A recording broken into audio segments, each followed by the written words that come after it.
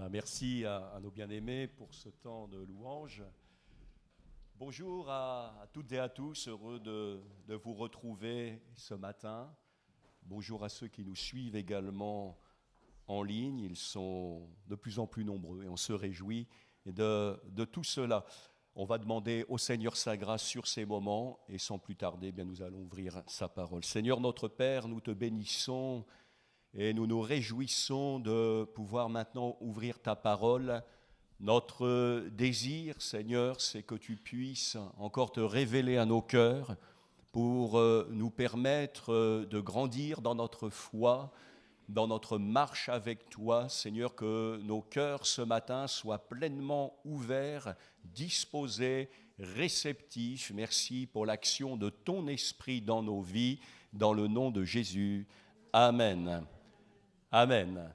J'ai donné pour titre au sujet que nous allons partager « Grandir dans la révélation de Dieu ». Je crois que c'est important que nous soyons sensibles au fait que la connaissance de Dieu, la connaissance des choses de Dieu découle d'une révélation préalable. C'est important, c'est nécessaire. Je voudrais juste faire deux remarques pour introduire. La première, c'est que ce que l'on peut connaître de Dieu et des choses de Dieu découle de la révélation qu'il nous accorde. Et la deuxième, c'est que la connaissance que nous possédons, celle que nous acquérerons dans cette vie, restera de toute manière partielle.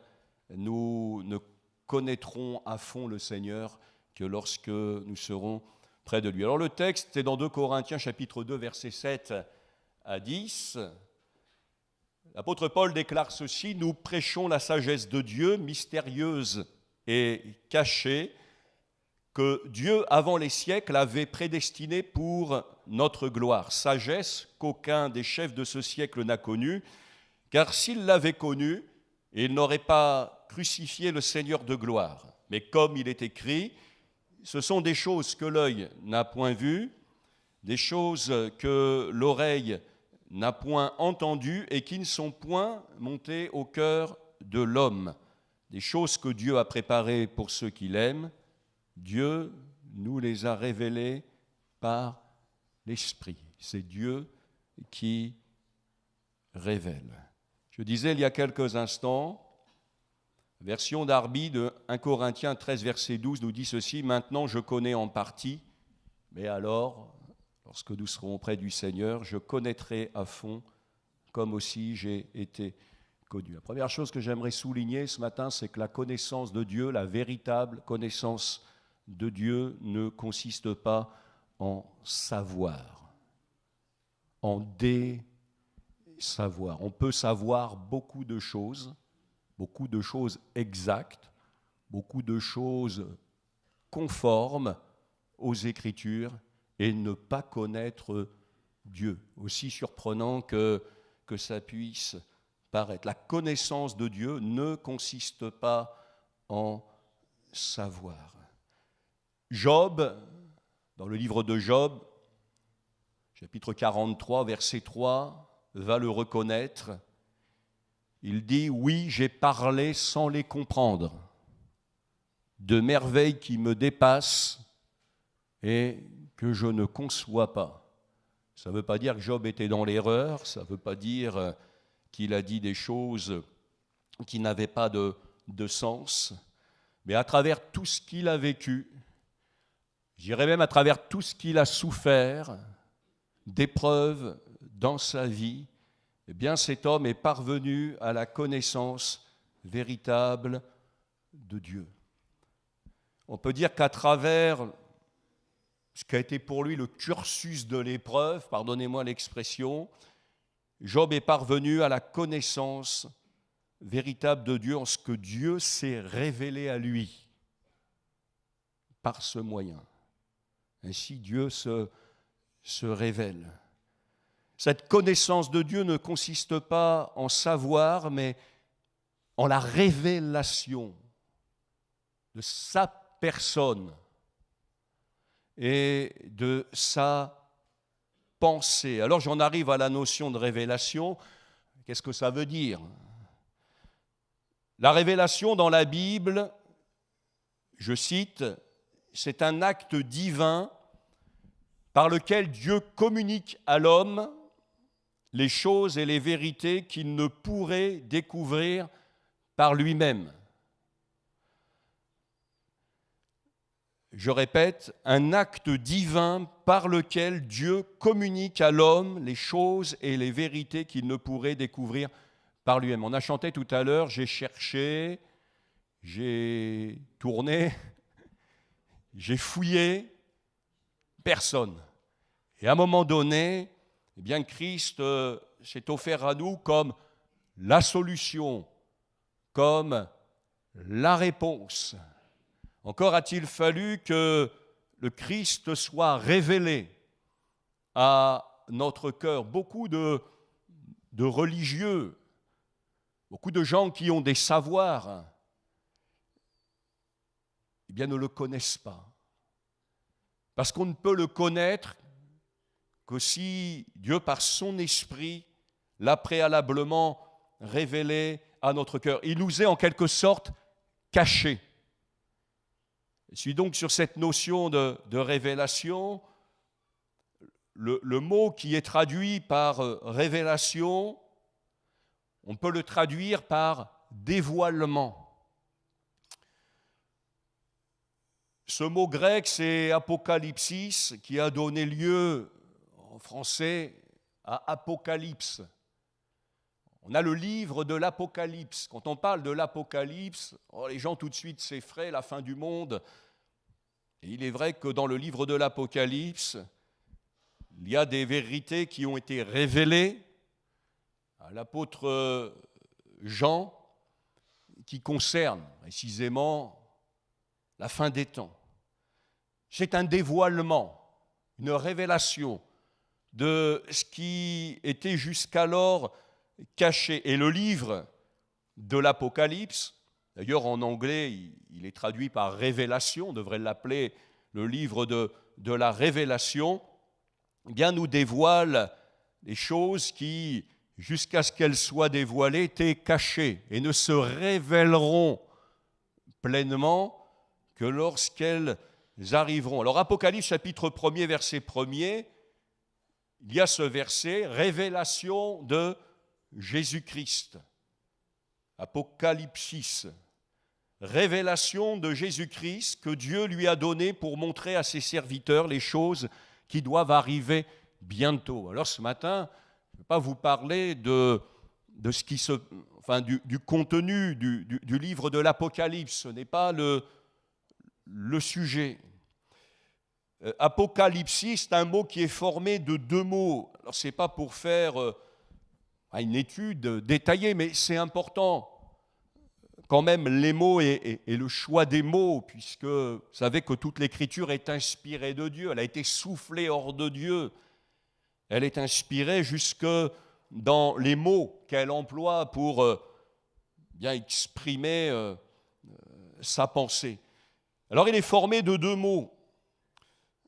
Le premier mot exprime l'idée de séparation et le deuxième, celui de cacher. Et en fait, on pourrait le traduire par, alors le mot n'existe pas, mais par décacher.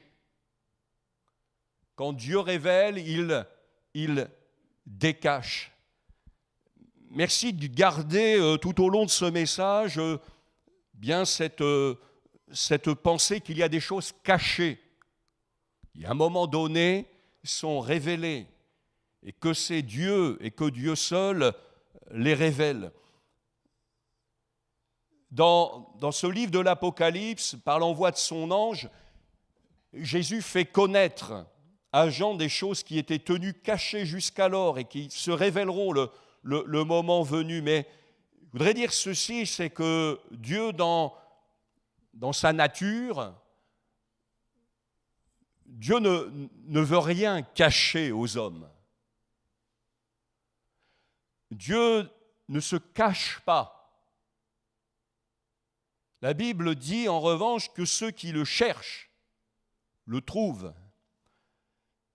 Dieu lui-même dit par la bouche du prophète Jérémie chapitre 29, verset 13, « vous me chercherez et vous me trouverez si vous me cherchez de tout votre cœur. Il y a aussi une révélation de Dieu qui répond à une aspiration du cœur des hommes. Le prophète Ésaïe, chapitre 55, verset 6, va plus loin. Il nous dit qu'il nous faut chercher Dieu pendant qu'il se trouve. Parce que Dieu ne se cache pas. Cherchez l'Éternel pendant qu'il se trouve. Invoquez-le tandis qu'il est prêt. Avant d'aller plus loin, je l'ai constaté, donc je le partage avec vous, ce n'est pas Dieu qui se cache, c'est l'homme qui se cache ou qui cherche à se cacher, parce que la Bible dit que tout est nu et découvert devant lui. Et ce, depuis le livre de la Genèse, Genèse chapitre 3, versets 8 à 10, pour ceux qui ont en mémoire le récit de la Genèse et de la création. Alors ils entendirent, il est question d'Adam et Ève dans ce qui est dit ici, alors ils entendirent la voix de l'Éternel Dieu qui parcourait le jardin vers le soir. Et l'homme et sa femme se cachèrent loin de la face de l'Éternel Dieu, au milieu des arbres du jardin. Mais l'Éternel Dieu appela l'homme et lui dit, « Où es-tu » Il répondit, « J'ai entendu ta voix dans le jardin et j'ai eu peur, parce que je suis nu et je me suis caché. » J'ai noté par ailleurs bien ce que la Bible nous dit concernant le péché. Ce sont nos péchés qui nous cachent la face de Dieu et qui l'empêchent de nous écouter. Dieu ne se cache pas et Dieu ne cherche pas à cacher quoi que ce soit. Au contraire, Dieu se révèle. Et je vous laisserai encore ce verset du livre de la Genèse. Si Adam et Ève ont cherché à se cacher, Dieu, pour sa part, n'a pas voulu cacher à Abraham ce qu'il avait imaginé faire avec les villes de Sodome et Gomorrhe. Genèse chapitre 18, verset 17. Alors l'Éternel dit, « Cacherai-je à Abraham ce que je vais faire ?» Ça, je le partage avec vous pour vous dire que ce qui était évident avant le péché, avant la chute de l'homme, avant sa déchéance spirituelle, ce qui était alors évident est devenu obscur, caché à l'esprit de l'homme à cause de son péché. Depuis, tout ce que l'homme peut connaître de Dieu et des choses de Dieu découle de la révélation que Dieu lui accorde. Et je le répète, en l'absence de révélation et de révélation personnelle, l'homme reste étranger à la notion de Dieu et de sa pensée. Il pourra savoir bien des choses, mais il ne pourra les connaître que s'il vit cette expérience de l'action de Dieu dans son cœur pour lui révéler la réalité de Dieu. Alors le texte que nous avons lu ce matin nous parle des choses cachées que Dieu nous révèle par son esprit. On va reprendre le texte. L'apôtre Paul dit « Nous prêchons la sagesse de Dieu, mystérieuse et cachée. » Alors c'est dans ce sens-là, dans le sens de ce que je viens de partager, qu'elle est cachée aux yeux des hommes. Nous prêchons la sagesse de Dieu mystérieuse et cachée que Dieu, avant les siècles, avait prédestinée pour notre gloire. Il dit sagesse qu'aucun des chefs de ce siècle n'a connue. Alors il y met les responsables d'alors, les sommités même religieuses. Il dit car s'il l'avait connue, il n'aurait pas crucifié le Seigneur de gloire. Il aurait pu ajouter, comme il est ajouté ailleurs, oui, mais tout cela afin que fût révélé eh bien, le dessein de Dieu mis à exécution par le don de la vie de notre Seigneur à la croix. Cela dit, il dit, mais il est écrit, ce sont des choses que l'œil n'a point vues, que l'oreille n'a point entendues et qui ne sont point montées au cœur de l'homme. Quand on parle de révélation, on parle de choses qui ne doivent pas s'emmagasiner, j'allais dire, dans notre tête. Ce ne sont pas des choses qui font appel à notre intellect, même si le canal de l'intelligence, évidemment, est sollicité. Ce sont des choses qui sont appelées à monter dans notre cœur. Et ça, c'est l'œuvre de l'Esprit de Dieu. C'est ce qu'il dit ensuite. Des choses que Dieu a préparées pour ceux qui l'aiment, Dieu nous les a révélées par l'Esprit. Alors ici, il parle de lui, il parle de tous ceux qui, par la grâce de Dieu, ont eu part à cette révélation de l'Esprit Saint. Et le but de la révélation apparaît ici, c'est de rendre accessible aux hommes ce qui leur est, je dirais naturellement inaccessible à cause du péché, à cause de tout ce qu'on a cité. Des choses au demeurant inaccessibles à l'intelligence humaine. Si on va un peu plus loin, donc on est, je dirais, dans le même propos, l'apôtre Paul dit ceci: or nous, à la différence de ceux qui n'ont pas encore fait l'expérience de la nouvelle naissance, qui n'ont pas reçu le Christ, on va en parler dans quelques instants, il dit: or nous n'avons pas reçu l'esprit du monde. L'esprit du monde amène les gens à raisonner à la manière du monde, à la manière du prince de ce monde. Et ce n'est pas le prince de ce monde et l'esprit de ce monde qui va vous révéler le Christ.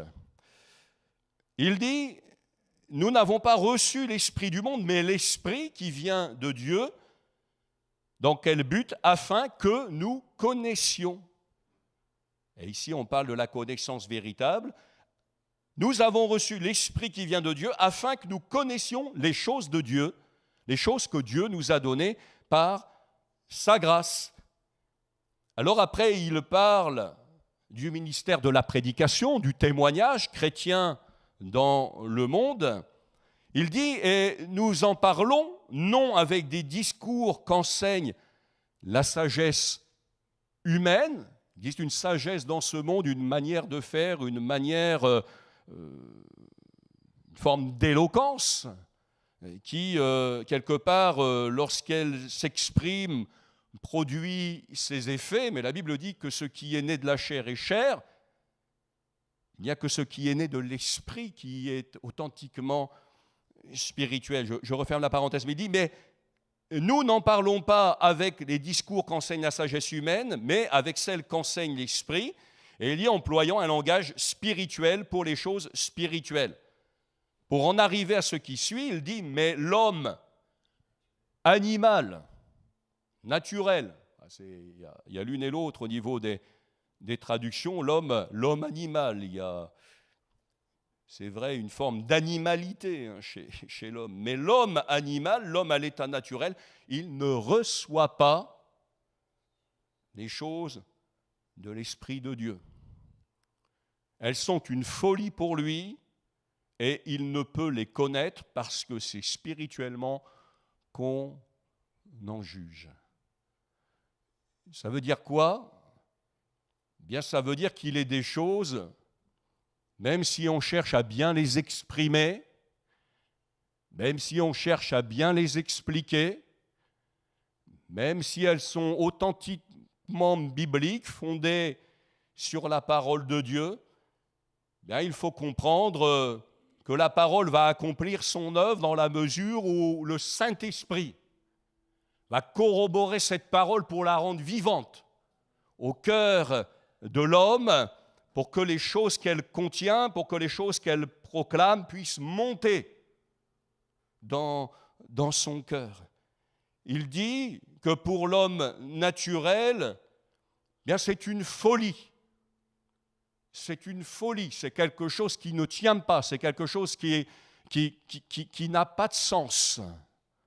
Il dit que pour les connaître et pour donc entrer dans la vie de Dieu, ce sera ma conclusion tout à l'heure, eh bien, il nous faut absolument vivre cet acte de révélation dans notre être intérieur par le Saint-Esprit.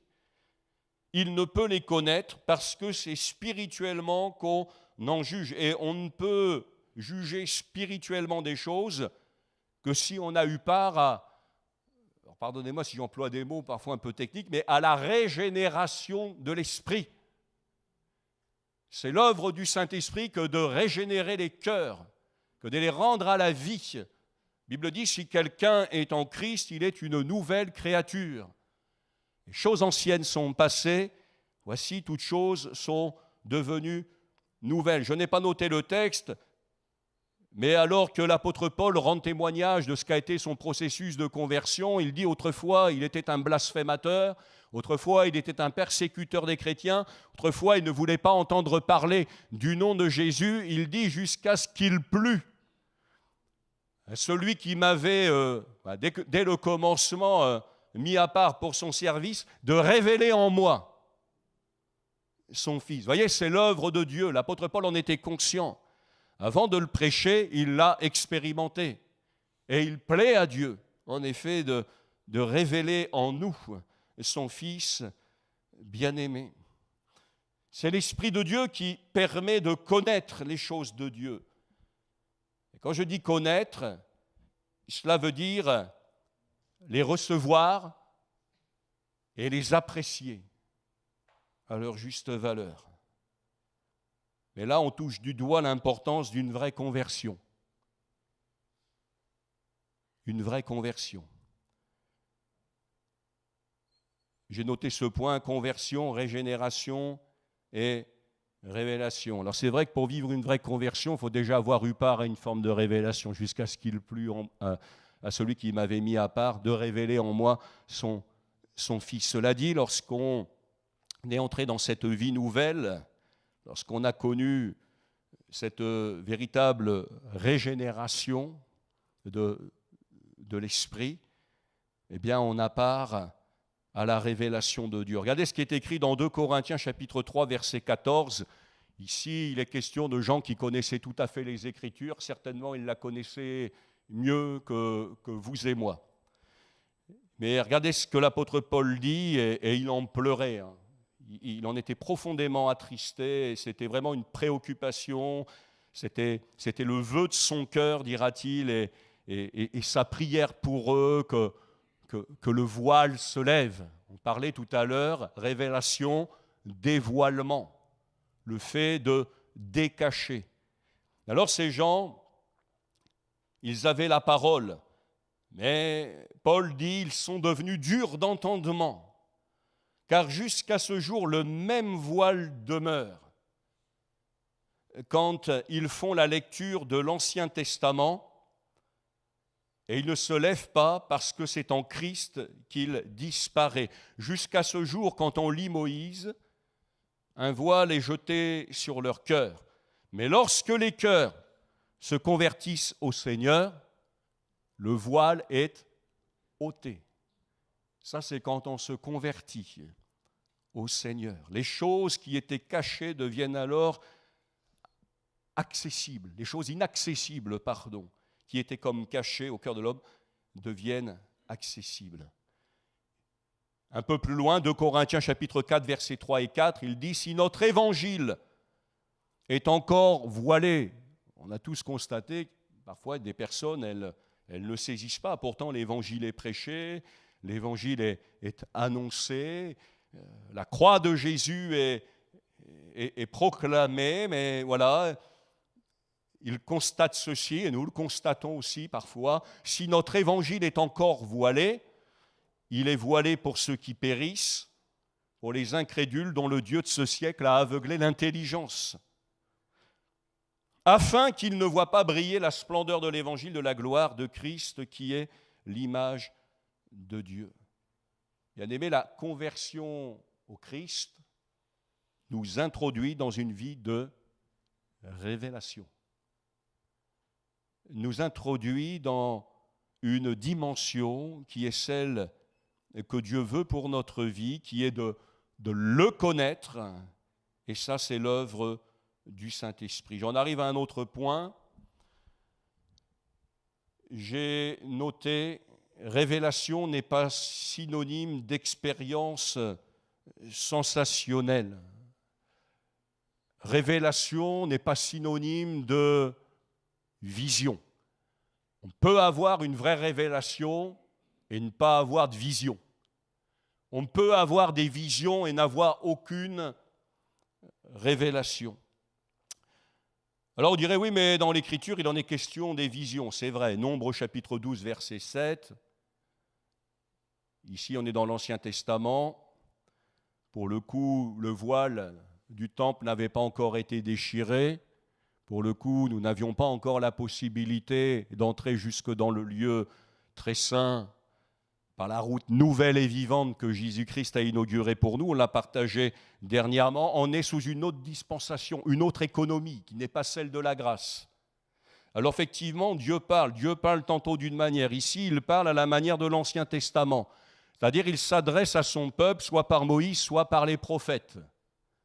Et si Dieu se révélait d'une certaine manière à Moïse concernant ses serviteurs les prophètes, il dit dans Nombre chapitre 12, verset 7, « Lorsqu'il y aura parmi vous un prophète, c'est dans une vision que moi, l'Éternel, je me révélerai à lui, c'est dans un songe que je lui parlerai. » Ça ne veut pas dire qu'il faut attendre que Dieu se révèle à nous par le seul moyen d'une vision, par le seul moyen d'un songe. Parenthèse pour dire que ça, il peut lui plaire de le faire, mais qu'il ne faut pas systématiquement associer révélation à vision. Je n'ai personnellement jamais eu de vision. Je crois, et encore que j'en suis pas bien sûr, vous voyez, avoir eu parfois des songes, dont j'attends encore l'accomplissement. Voilà, je garde les choses dans mon cœur et je me mets en situation, bien voilà, d'être attentif aussi à ce que Dieu veut me dire, mais premièrement par le moyen de sa parole, à l'œuvre de son esprit dans mon cœur, qui me révèle sa volonté, qui me révèle sa pensée. Et je peux dire, de manière tout à fait honnête, que si j'ai jamais eu de vision, j'ai néanmoins eu part, par la grâce de Dieu, à une vraie révélation du Seigneur dans mon cœur, dans ma vie. Sinon, il serait préférable pour vous que je ne sois pas derrière ce micro ce midi. Mais voilà, cela dit, il faut apprendre à faire la distinction parfois entre ce qui se passe sous la grâce et ce qui se passe bien avant la grâce et sous la loi. Oui, la révélation de Dieu ne s'applique pas uniquement aux prophètes, parce que ça veut dire que, de deux choses l'une, ou nous sommes tous des prophètes, ou dommage pour nous.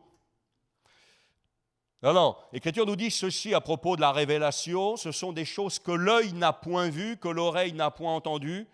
Il nous dit ceci, elles ne sont point montées au cœur de l'homme. Je le répète, la révélation, c'est ce qui, de la part de Dieu, ce qui par le moyen que Dieu désire employer pour nous faire connaître ces choses, va faire que les choses de Dieu vont monter à notre cœur. Et ce sont des choses que Dieu a préparées pour ceux qu'il aime. On peut ne jamais avoir eu de vision et posséder une vraie révélation de Dieu et des choses de Dieu. La révélation de Dieu n'est pas conditionnée à une expérience, j'allais dire, sensorielle. Elle n'est pas conditionnée à une expérience, je ne sais pas les mots, sensorielle, sensationnelle. Elle est sensationnelle, voilà, en ce qu'elle a le pouvoir vraiment de guider notre vie dans les projets de Dieu. Quelque chose de sensationnel dans tout ça, mais en tout cas, ce qui est proprement parlé de nos sens, bien, l'Écriture dit des choses que l'œil n'a point vues, que l'oreille n'a point entendues, ce qui m'amène à dire qu'en fin de compte, si le Seigneur emploie une vision, c'est bien, si j'entends une voix, c'est bien, mais que derrière, ce n'est pas une question de voir ou d'entendre avec ses sens, mais c'est de vivre cette véritable expérience que les choses de Dieu, elles vont monter jusque dans notre cœur. la révélation, c'est une œuvre intérieure qui va nous conduire dans la transformation de notre être intérieur. Et quand on a eu part à la révélation, eh bien on est transformé. Ça, c'est la conséquence, c'est l'effet. Il y a une transformation de notre être intérieur. Ça implique notre mentalité. Ça implique notre manière de voir les choses, de concevoir la vie. Et si quelqu'un ne conçoit que des choses matérielles de la vie présente, si quelqu'un est purement et simplement et exclusivement matérialiste, ça veut dire qu'il n'a pas eu part à la révélation de Dieu. Parce que la révélation de Dieu nous conduit dans une transformation de notre mentalité. L'apôtre Paul ira jusqu'à dire « c'est plus moi qui vis, c'est Christ qui vit en moi ». Alors lui, vous voyez, il a franchi des étapes dans le domaine de la révélation, mais Dieu veut nous faire grandir dans la révélation. Et cette transformation de notre être intérieur passe obligatoirement par une plus grande révélation de Dieu dans notre vie. Et au fil de notre marche, et à mesure que le Seigneur nous révèle sa pensée, sa volonté, notre vie va se trouver guidée par la pensée de Dieu, par la volonté de Dieu. Nos progrès dans notre marche spirituelle passent par une plus grande révélation de Dieu. C'est pour conclure que je partage ce dernier point concernant l'importance, la nécessité d'une plus grande révélation de Dieu. Oui, cette révélation, elle est nécessaire pour entrer dans la dimension de vie que Dieu a en réserve pour nous. Éphésiens chapitre 1er, c'est vrai que je le cite souvent ce texte, à la fin vous allez le connaître, mais je crois qu'il y a quelque chose ici de fondamental, absolument nécessaire que les yeux de notre cœur soient illuminés, que nous ayons part à une illumination spirituelle. N'ayons pas peur du mot. On a besoin de cette illumination intérieure. C'est pourquoi, moi aussi, ayant entendu parler de votre foi au Seigneur Jésus, alors je dis tout le texte ici, on en avait quelques extraits, ayant entendu parler de votre foi au Seigneur Jésus, de votre amour pour tous les saints, je ne cesse de rendre grâce pour vous, je fais mention de vous dans mes prières, afin que le Dieu de notre Seigneur Jésus-Christ, le Père de gloire, vous donne un esprit de sagesse et de révélation dans sa connaissance, qu'il illumine les yeux de votre cœur. Vous voyez, c'est l'œuvre de Dieu, ça. Et l'apôtre Paul priait en ce sens, pour que vous sachiez quelle est l'espérance qui s'attache à son appel, quelle est la richesse de la gloire de son héritage qu'il réserve aux saints et quelle est envers nous qui croyons l'infinie grandeur de sa puissance, se manifestant avec efficacité par la vertu de sa force. La version français courant des Écritures nous dit ceci. Voilà pourquoi, maintenant que j'ai entendu parler de votre foi dans le Seigneur Jésus, de votre amour pour tous les croyants, je ne cesse de remercier Dieu à votre sujet. Je pense à vous dans mes prières. Et je demande, au Dieu de notre Seigneur Jésus-Christ, au Père glorieux, de vous donner l'esprit de sagesse qui vous révélera et vous le fera vraiment connaître. Qu'il ouvre vos yeux à sa lumière, comme on dit que ce qui était caché devienne évident à vos yeux, afin que vous compreniez à quelle espérance il vous a appelé. Je conclus, mes frères et sœurs, en disant que c'est notre privilège que d'avoir part, nous qui avons donné notre vie à Jésus, qui l'avons accepté dans notre vie, d'avoir part à une plus grande révélation de Dieu, de sa personne. Hier, je partageais avec les ados, je crois en la nécessité d'une révélation de la sainteté de Dieu. De la sainteté de Dieu, mes frères et sœurs. On a besoin que Dieu nous révèle sa sainteté. On a besoin que Jésus nous révèle sa sainteté, que l'Esprit de Jésus nous révèle la sainteté de celui qui nous a sauvés. On a parfois besoin d'être renouvelé dans la révélation de la croix, de l'œuvre de la croix. Ce que je partageais aussi dernièrement, la révélation du libre accès que nous avons auprès du trône de la grâce. On a besoin de grandir dans la révélation parce que Jésus vient bientôt. Et Jésus ne vient pas chercher un peuple qui a accumulé des savoirs, mais des gens qui le connaissent et qui ont expérimenté dans leur vie la puissance du Saint-Esprit pour l'amener à le connaître. La vie éternelle, c'est qu'ils te connaissent.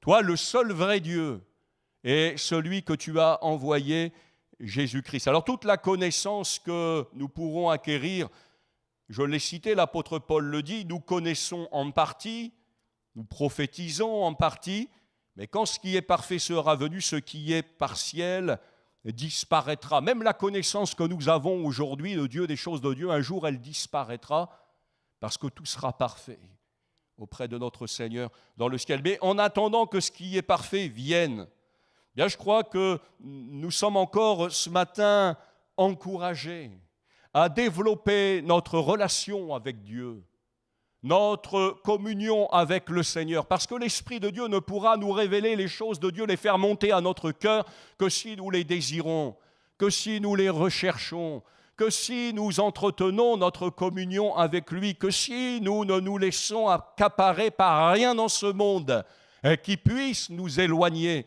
de la présence de Dieu. La Bible dit, nous n'avons pas lutté contre la chair et le sang.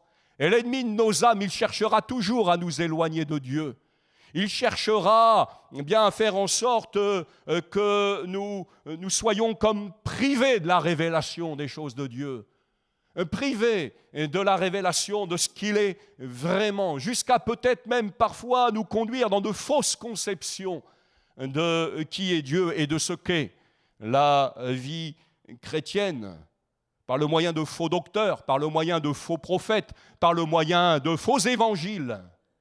Et nous avons besoin, mes frères et sœurs, d'être sensibles au Saint-Esprit, de nous tenir dans notre communion avec Dieu, parce que Jésus a dit, lui, le Saint-Esprit, il vous conduira dans toute la vérité. Mais tout cela, eh bien, nécessite aussi dans notre cœur ce profond désir de mieux le connaître.